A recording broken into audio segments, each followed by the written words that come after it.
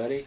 My name is Luke. In this video I will be talking about the 2020 superhero film New Mutants, and I think this is the only mainline superhero movie to come out in 2020, so that's crazy. And before I get started, I just want to say that stuff's crazy out in the world right now. I don't need to tell you that, and if it's not safe where you are to go out in the movies, I would recommend no movie is worth putting your life in danger in. So you can either wait for it to come out. I think it comes out on HBO in like February, January, December. So you can wait, or you can go to a drive-in. You know, whatever's safe, just be safe. On to the review. I liked it. It was a good movie. It was apparent to me that it was cut to hell. Like it was originally supposed to be released alongside Logan, I think, in 2017, but it was pushed back a lot since then, and it was very obvious to me that this movie probably wasn't originally supposed to be PG-13. Maybe it was supposed to be R. I'm not really sure what the original intention was.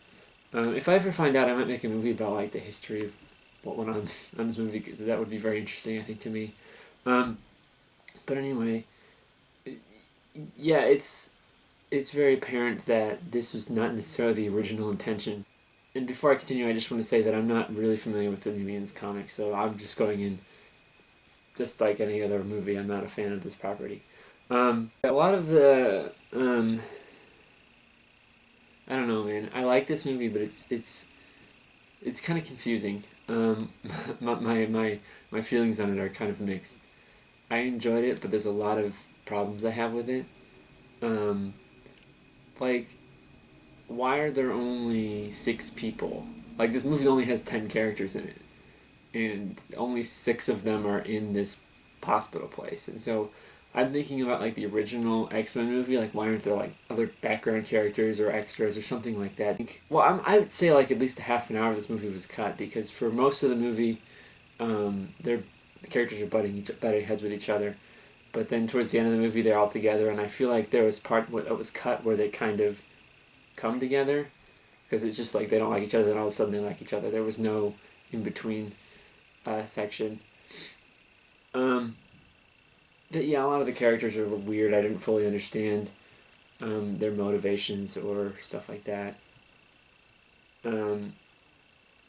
It seems like, I don't know if it was originally intended to be this way, but it seems like it's written by like, I don't know if you've ever read any fan fiction that was written by a high schooler, but this seems like that, because there's just a lot of, I don't know, just weird stuff that doesn't make sense. But overall, I enjoyed it. But yeah, there's just a lot of weird things in it. Without getting into too many spoilers, I liked it, but it's very weird. I'm not sure if I would recommend it or not. Just if you're a fan of other Marvel movies, I'm not sure how you would interpret this movie.